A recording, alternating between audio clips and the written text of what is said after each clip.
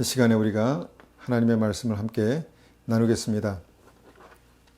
오늘 함께 나눌 말씀의 제목은요, 사람 때문에 믿음에 실패하지 않으려면입니다. 사람 때문에 믿음에 실패하지 않으려면. 본문으로 요한복음 14장 6절, 우리가 많이 읽었지만 한 번 더 받들어 읽겠습니다. 요한복음 14장 6절입니다. 예수께서 이르시되 내가 곧 길이요 진리요 생명이니 나로 말미암지 않고는 아버지께로 올 자가 없느니라. 자, 예수님은요, 이 땅에서 완전한 신성을 가지고 동시에 완전한 인성을 가지고 사신 분입니다. 다시 말하면 예수님은 이 땅에서 메시아 하나님, 삼위일체 하나님으로 사셨지만요, 동시에 우리와 같은 사람의 모습으로 십자가의 제물로 이 땅에 오셔서 사셨다는 것입니다. 그런데 오늘 한번 같이 생각해 보기 원하는 말씀은요, 전능하신 하나님, 그 메시아 하나님을 만난 사람들이 예수님 때문에, 전능하신 하나님을 본 그 믿음 때문에 다 구원받은 것이 아니라는 것입니다. 그 예수님을 직접 만난 사람들 중에는요, 예수님 때문에 실족하고 넘어진 사람들이 있었습니다. 이 부분에 대해서 성경은 이렇게 말씀합니다. 로마서 9장 33절입니다. 로마서 9장 33절. 제가 이 말씀을 쉬운 성경을 한번 읽어보겠습니다. 성경에 보아라, 내가 시온에 사람들의 발에 부딪히게 하는 돌과 사람들을 걸려 넘어지게 하는 바위를 놓으리니 그를 믿는 사람은 부끄러움을 당하지 않을 것이라 라고 기록된 것과 같습니다. 자, 여기서 말씀 보니까 하나님께서 시온에 부딪히는 돌과 걸려 넘어지게 하는 바위를 놓으셨다는 것입니다. 다시 말하면 예수님이 어떤 면에서 부딪히는 돌과 걸려 넘어지는 바위가 되셨다는 것이죠. 그래서 예수님을 만난 사람들이 분명히 메시아 하나님을 만났지만 삼위일체신 하나님을 만났지만 보았지만 걸려 넘어지는 돌이 됐다는 것입니다. 예수님이 걸려 넘어지는 돌, 실족해 하는 돌이 되었다는 것이죠. 왜 그럴까요? 왜 그랬을까요? 왜 그 이유는 그들이 예수님을 직접 만났지만요, 그 예수님 가운데 계신 그 살아계신 하나님, 예수님이 그 살아계신 하나님이신 것을 보지 못하고 예수님이 사람의 모습으로, 우리와 같은 연약한 사람의 모습으로 계셨다라는 사실들만 보았기 때문이다라는 것입니다. 우리가 이제 한 사람을 볼 때 우리가 몇 번 만나서 그 사람 전체를 알기는 어렵습니다. 그냥 대충 안다는 것이죠. 그런데 예수님을 만난 사람도 예수님을 보면서 전능하신 하나님을 보지 못하고 그냥 사람의 연약한 모습들만 보았다는 것입니다. 그 사람들은요, 예수님이 입으신 그런 형편없는 옷을 보았겠죠. 그리고 제자랍시고 함께 다니는 12명의 사람들을 보니까 그냥 별 볼 일 없었던 사람이었다는 것입니다. 그리고 예수님께서 가끔 다니시면서 진흙을 이겨가지고 눈에 바르시고 침을 뱉어서 혀에 발라서 치료하시는 뭔가 좀 무속적인 행위를, 신앙 행위를, 치유 행위를 하시는 그 예수님을 보았다는 것입니다. 그리고 또한 그뿐입니까?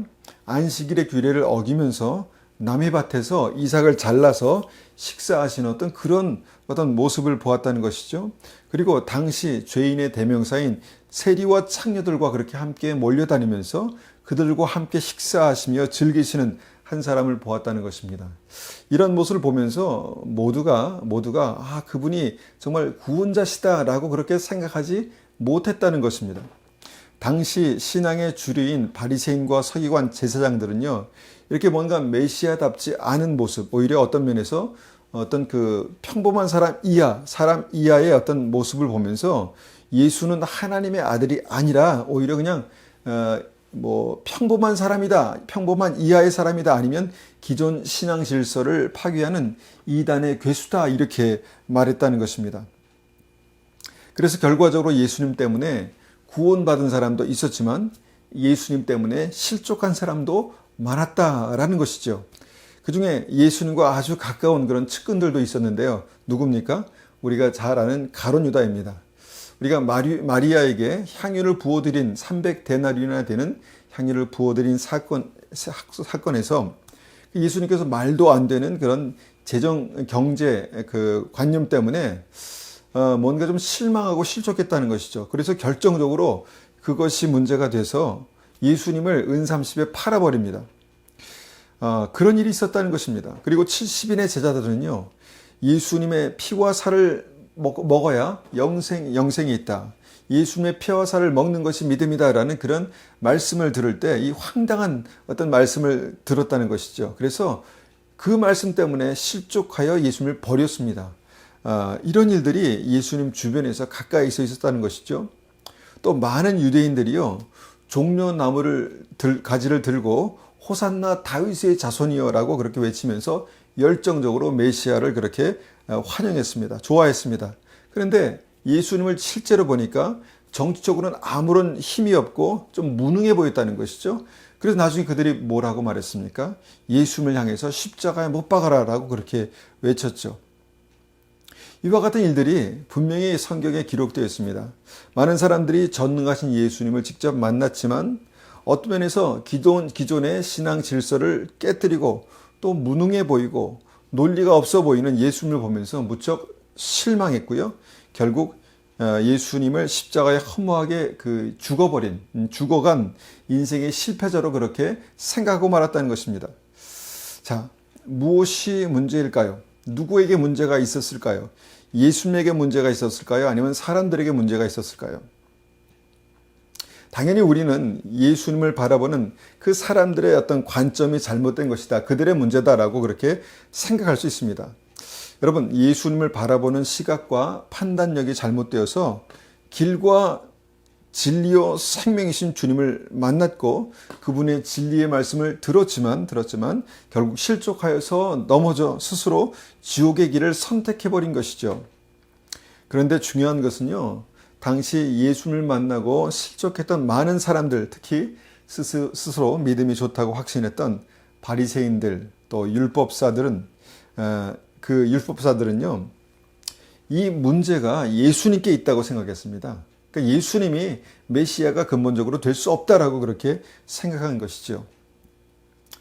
황당한 일이지만 만일 우리가 예수님 당시에 태어났다면 우리의 눈과 우리의 판단력은 정확했을까요? 모두가 예수님을 메시아 하나님으로 그렇게 만날 수 있었을까요? 저는 장담할 수 없다고 봅니다. 우리도 그들처럼 메시아 예수님을 보면서 실족하고 실망하고 예수님께 손가락질하면서 예수님을 떠나갈 수 있었다라고 생각합니다. 왜냐하면 우리 각자에게는요, 항상 옳고 정확한 믿음의 기준들이 있기 때문입니다. 분명히 제가 장담하건대 분명히 어떤 교단에서는요, 침을 뱉어서 혀에 발라 말 못하는 사람을 치유하시는 예수님을 보면서 뭐라 그랬을까요? 또 진흙을 위해서 눈에 발라 치유하시는 예수님을 보면서 분명히 잘못됐다. 저거는 정말 비이성적인 어떤 믿음이다. 어떤 심하게는 이단이다라고 그렇게 말하지 않았을까요? 당시에 신앙의 지도자들, 바리새인들, 제사장, 율법사들이 예수님을 보면서 이단이라고 말한 것처럼요. 이 시대, 우리가 살고 있는 이 시대도 성경을 깊이 연구한 목사님들도 정말 그런 예수님을 보면서 아마 그렇게 생각할 수 있지 않았을까라고 그렇게 우리가 추측해 볼 수 있습니다. 충분히 가능성이 있다고 봅니다. 결론은 우리의 판단이 아무리 정확하다 확신해도요, 예수님을 이단이라고 말할 수 있는 가능성이 충분히 있다는 것입니다. 예수님 때문에 믿음에서 실족할 수 있다는 것입니다. 그래서 우리도 바리새인들처럼 스스로 예수님을 배척하고 믿음으로부터 멀리 떠날 수 있다는 것을 우리가 늘 생각하고 있어야 합니다. 문제가 무엇인가요?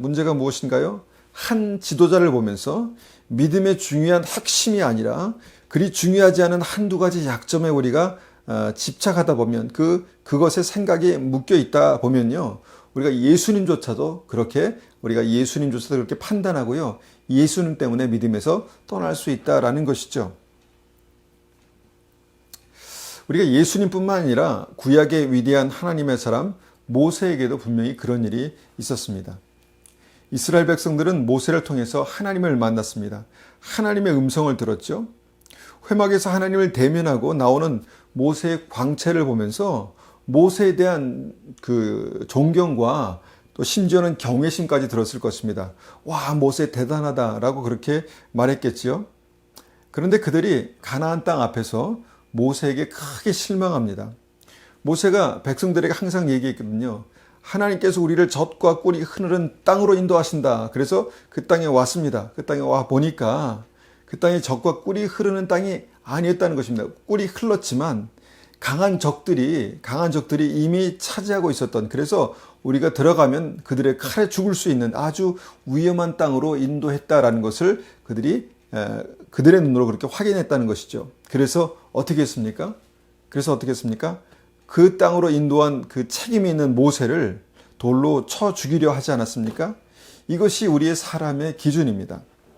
그리고요, 하나님께서 인도하신 구원의 땅, 그 가나안을 코앞에 두고요, 다시 애굽으로 돌아가자라고 그렇게 결정했다는 것입니다. 그러니까 신앙의 반대 방향으로, 믿음의 반대 방향으로 그렇게 가는 그런 결정을 내렸다는 것이죠. 실족한 것입니다. 믿음에서 실패한 것이죠. 우리가 이 부분에 대해서 좀 더 우리가 정확히 말하면 모세에게 실망하고 실족해서 하나님을 믿는 믿음에서 떠난 것입니다. 그렇게 잘못 인도한 모세를 우리가 이제 그 당시에 이스라엘 백성들이 그렇게 뭔가 이 돌로 쳐 죽이자라고 말하면서 새로운 지도자를 뽑자 그렇게 말했거든요. 그래서 가나안 땅 앞에서 그렇게 믿음에서 실패한 원인에 정말 그 중심에 모세가 있었다는 것입니다. 모세의 최측근이라고 말할 수 있었던 그 모세의 형 아론과 누나 미리암도 모세 때문에 크게 실족할 뻔했던 사건 아시죠? 예, 모세가 이방 여인 구스 여인을 아내로 취했을 때 모세의 형과 누나 미리암은 굉장히 크게 실망했습니다. 실족했습니다. 그런데 하나님은 이때 모세보다 오히려 아론과 미리암을 책망하셨죠. 정말 더 실족할 만한 어떤 그런 실망할 만한 일이 아니겠습니까? 그러니까 사람의 판단으로 보면 그럴 수도 있다라는 것입니다. 그러니까 사람의 판단이 이렇습니다. 당연히 이스라엘 백성의 그 지도자 모세라는 사람에게 어떤 면에서 실족할 수 있다, 실망할 수 있다라고 생각합니다. 그런데 결국 하나님의 그 사람 모세를 형편없는 지도자로 낙인 찍히고 돌로 쳐 죽이려고 했던 것이 끝이 아니라 그들의 신앙에서 실패했다는 것을 우리가 분명히 생각해 봐야 합니다. 이런 측면만 본다면요, 결국 모세 때문에 이스라엘 백성은 믿음에서 실패했다라고 그렇게 말할 수도 있다라는 것입니다. 제가 많은 믿는 분들을 만나면서 안타까운 점이 있습니다. 그것은 뭐냐면 목사님 때문에, 믿음의 지도자들 때문에 실망하고 실족했다는 것이죠. 그 장로님, 권사님 때문에 믿음에서 떠났다라는 사람도 이렇게 듣게 된다는 것이죠. 다행히 그런 실망을 딛고 믿음을 지킨 분도 많이 있지만요, 상당히 많은 분들이 교회 지도자들 때문에 믿음에서 실패하고 있다라는 것을 우리가 볼 수 있습니다. 생각할 수 있다는 것입니다. 매우 안타까운 상황이죠. 정말 안타까운 일입니다. 저는 이 상황을 좀 더 냉정하게 보아야 한다라고 믿습니다. 단적으로 우리가 그런 신앙의 지도자들이 지옥에 간다고 나도 지옥 가면 되겠습니까? 안 되죠. 반대로 그분들이 지금 하나님께 쓰임받는 하나님의 사람일지라도 그들의 약점 때문에 내가 믿음을 버린다면, 내 믿음을 버린다면 누구 손해입니까? 내 손해죠. 내 손해입니다. 실제로 문제의 원인이 그 목사님, 지도자에게 있고 그 장로님께 있다 한들 하나님께서 정상 참작해 주셔서 이 문제는 너의 문제가 아니라 그들의 문제였구나 라고 그렇게 생각해 주실까요? 아니라는 것입니다. 믿음은요, 나 개인의 문제입니다. 나의 문제입니다. 그래서 우리가 믿음에 대해서 좀 냉철하게 고민해 봐야 한다는 것입니다. 사도 바울은 확실하게 많은 크리스찬들을 시험 들게 만들었습니다. 이것은 그냥 오해 문제가 아니라 실제 문제였습니다. 바울은 실제로 교회를 핍박했고요. 믿는 사람들을 정말 잡아다가 감옥에 가두었고요. 신실한 스데반 집사님을 돌로 쳐 죽였습니다. 나쁜 놈이죠. 나쁜 놈입니다. 그러나 그가 어느 날 다메섹으로 가는 길에 예수를 만났다고 하면서 사도들과 함께 사역하겠다고 그렇게 옵니다. 얼마나 황당한 일입니까? 결국 신실한 믿음의 사람 바나바가 바울을 그 제자들에게 인도하고 변호하면서 바울은 제자들과 함께 복음을 전하는 그 사도 역할을 감당하게 됐죠. 그렇다면 문제는 바울에게 죽임을 당했던 스데반 집사님의 가족들, 그리고 친척들, 친구들의 마음은 어땠을까요? 저놈은 분명히 신실한 스데반 집사를 돌로 쳐 죽인 사람인데 보았지 않겠습니까? 그것을 실제로 경험하지 않겠습니까? 그 아픔을 느끼고 그 아픔을 경험하지 않았습니까? 성경에 나오지는 않지만 그런 사도들의 판단력, 어떤 정말 그런 사도 바울을 받아들인 그 사도들의 판단력을 의심하지 않았을까요? 심지어 그 결정을 정말 미친 짓이다라고 그렇게 하지 않았을까 생각도 할 수 있습니다. 생각할 수도 있죠. 사도 바울에 의해서 감옥에 갇혀서 심한 고생을 했던 많은 신실한 크리스찬들은 그런 바울을 쉽게 인정하고 용서하고 받아들일 수 있었을까요? 정말 쉽지 않았을 것입니다. 무슨 말씀인가 하면요. 사람은 단지 사람이라는 것입니다. 사람은 단지 사람이라는 것이죠. 바울도 사람이고요. 모세도 사람이고 예수님도 인간의 모습을 입고 이 땅에 오셨다는 것이죠. 그래서 사람은요. 실수도 하고요. 큰 잘못에서 죽을 죄인이 되기도 합니다. 그랬다가 회개해서 변화되어 정말 다시 하나님께 쓰임받기도 한다는 것이죠. 그런데 그 변화됨을 누가 보증해 주느냐 말이죠. 그래도 바울의 경우는요, 완전히 변화되었으니까 다행입니다. 다행이죠?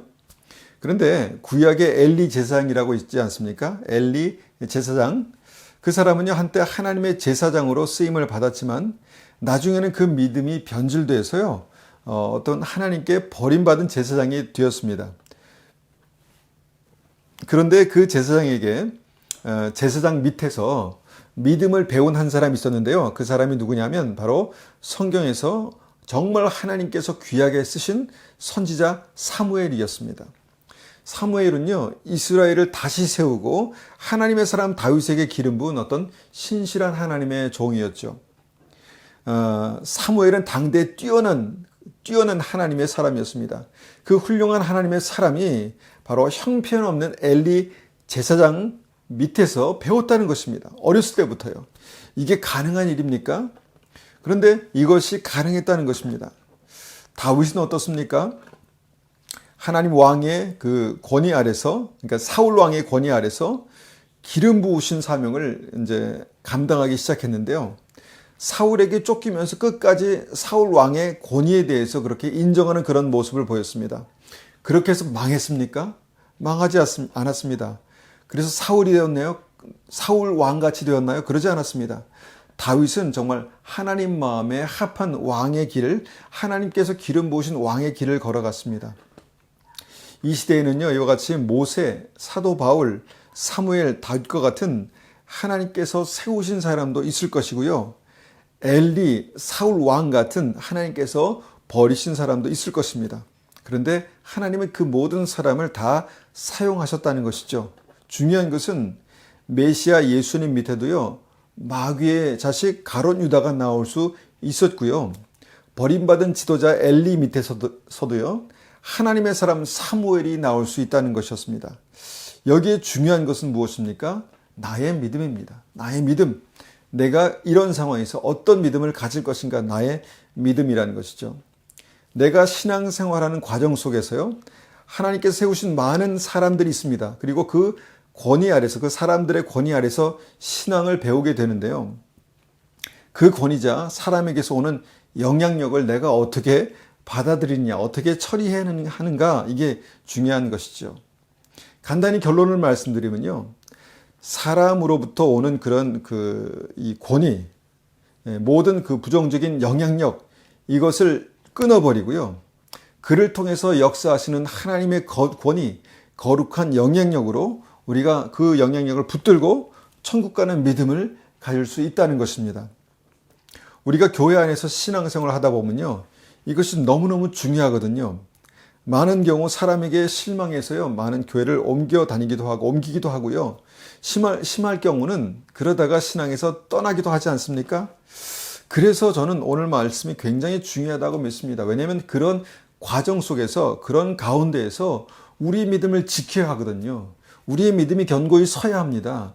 날마다 우리가 주님을 따라가야 하지 않겠습니까? 그런 과정 속에서도 우리가 주님을 따라가야 한다는 것입니다. 여러분, 사람과 상관없이 내 믿음을 지키고 그 사람의 부정적인 영향력들을 걷어내고요. 그 사람을 통한 선한 영향력, 하나님께서 역사하시는 것을 내가 믿음으로 취하는 것이 바로 나의 믿음을 지키는 것입니다. 어떻게 하면 될까요? 어떻게 하면 됩니까? 우리가 하나님의 진리 아래 단단히 세워져야 합니다. 주님의 말씀 위에 단단히 세워져야 합니다. 여러분, 우리가 이 말씀을 가지고 한번 우리의 삶을 조명해 보면서 어떻게 하면 우리의 삶을, 우리의 믿음을, 나의 믿음을 말씀 위에 견고히 세울 수 있을까 우리가 한번 생각해 보기 원합니다.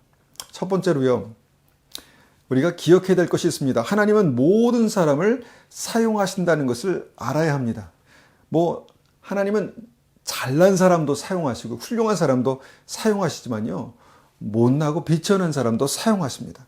심지어는 버려진 사람도요, 다른 사람들의 믿음을 세우는데 사용하신다는 것입니다. 이것을 아셔야 합니다. 하나님의 선지자 사무엘에게 믿음을 가르친 인물이 바로 엘리 제사장이었다는 사실을 우리는 잊지 말아야 합니다. 하나님께서 사무엘을 훈련시키는데 더 훌륭한 사람을 사용하셔야 하지 않겠습니까? 그런데 엘리를 사용하셨다는 것입니다. 하나님께서 버리신 제사장을 사용하셨다는 것입니다. 또한 다윗에게 처음 왕의 기반을 마련해 준 인물이 사울왕이었지 않습니까? 골리앗과 정말 싸울 수 있는 기회를 주었고요. 다윗을 성으로 불러들여서 정말 장군으로 그렇게 기용했습니다.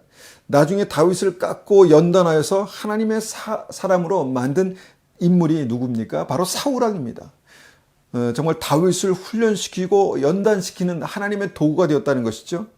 하나님의 사람 다윗은요, 하나님께서 버리신 사울 왕 아래에서 준비된 사람입니다. 좀 우리가 극단적으로 생각한다라고 볼 수 있지만요, 이것이 사실입니다. 하나님께서 버린 사람 아래서도요, 온전한 믿음의 길을 갈 수 있다는 것입니다. 이것이 가능할까? 가능합니다. 가능합니다. 어떻게 이것이 가능합니까? 하나님께서 그렇게 하시면 가능한 것입니다. 하나님께서 그렇게 하시면 가능합니다. 물론 우리가 온전한 하나님의 사람 밑에서 신앙을 배우고요, 성숙할 수 있다면 더 감사한 일이겠죠.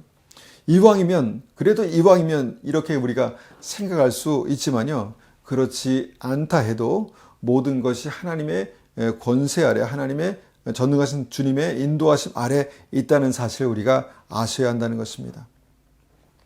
두 번째로 우리가 생각해야 되는 것은요, 믿음의 필터가 필요하다는 것입니다. 믿음의 필터가 필요합니다. 내가 먹을 수 없는 것, 내가 마실 수 없는 것을 걸러내면 됩니다. 그러니까 믿음의 필터로 걸러내면 된다는 것이죠. 다시 말하면 사람은 사람이다 라는 것입니다. 그러니까 사람은 하나님께서 사용하는 것이지 그 사람 자체가 위대하지 않다는 것입니다. 하나님께서 그 사람을 사용하는 것이지 그렇다고 그 사람이 완전하고 대단한 것은 아니다라는 것입니다. 사람은 언제나 불완전합니다. 불완전한 사람을 쓰시는 하나님만 완전합니다. 그래서 사람을 크게 높일 것도 또 사람에게 크게 실망할 일도 아니다라는 것입니다. 한국을 보면 귀한 목사님들이 많이 계십니다. 그리고 많은 성도들이 그 목사님들을 존경하고 잘 따릅니다. 그 이유가 뭘까 한번 생각해 볼 때 여러분, 이것도 있습니다. 멀리서 그분의 좋은 말씀만 듣고 좋은 부분만 보았기 때문입니다. 그렇게 내 믿음을 잘 관리했기 때문이죠. 그래서 그 목사님을 통해서 은혜 받고요, 그 목사님을 통해서 하나님의 음성을 듣습니다. 그러나 여러분, 그 목사님들과 한 달을 같이 산다라고 생각해 보십시오. 분명 한 달을 같이 살면서 그분들의 연약함들, 불편한 진실들이 그렇게 드러날 것입니다. 1년을 함께 살아보십시오. 제가 장담합니다. 분명히 여러분에게 실족할 만한 일이 생기겠죠. 여러분, 이게 사람입니다.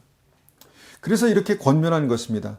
믿음의 필터를 사용하셔서 나쁜 것들은 걸러내 버리시고 좋은 것만을 믿음으로 취하십시오.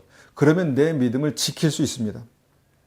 그렇게 모든 사람 안에는요, 나쁜 것과 좋은 것이 그렇게 섞여져 있습니다. 왜냐하면 성숙해 가는 과정 가운데 있거든요. 정말 심지어 믿음의 조상 아브라함에게도 성숙해가는 과정에 어떤 정점이 있었고요. 하나님께서 인정하신 욥에게도 성숙해가는 과정과 정점이 있었다는 것입니다. 우리가 마시는 물이요, 원래부터 깨끗했을까요? 항상 깨끗했을까요? 아닙니다. 이 우리가 마시는 물은요, 5,000년이 넘게 모든 사람들, 심지어는 동물들, 정말 가축을 깨끗이 하는 어떤 그런 분뇨를 깨끗이 하는 그런 물로 사용했던 그 물입니다. 그런데 이 물을요, 이 더러운 물을 필터로 정수해서요, 깨끗게 한 것입니다. 깨끗하니까 이제 우리가 그 물을 마실 수 있는 것이죠. 이렇게 마실 수 있는 것입니다. 여러분, 믿음의 필터를 사용하십시오. 믿음의 필터는 무엇입니까? 믿음의 필터는 하나님의 말씀입니다. 살아서 역사하시는 하나님의 말씀입니다. 믿음의 필터는요, 그 말씀과 함께 역사하시는 성령의 충만한 역사입니다. 그 말씀과 성령이 함께 역사하시면요, 우리의 삶 가운데 오는 모든 부정적인 영향력들, 나쁜 것들을 걸러내고 하나님께서 주시는 생명의 말씀, 생명의 그 생명력을 우리가 먹고 마실 수 있다는 것이죠. 그러면 사람을 통해서 공급하시는 하나님의 넘치는 은혜만을 우리가 먹고 마실 수 있다는 것입니다. 세 번째 방법은요, 세 번째는 하나님 때문에 사람을 신뢰하는 것입니다. 하나님 때문에. 그러니까 사람이 신뢰할 만한 사람이기 때문에가 아니라 하나님이 정말 완전하시기 때문에 완전하신 하나님께서 사용하시는 그 사람을 신뢰하는 것입니다. 하나님께서는요, 사람을 사용하십니다. 하나님께서는 전능하신 어떤 그 구원의 역사를 감당하시기 위해서 분명하게 사람을 사용하시는데 그것이 성경의 역사입니다.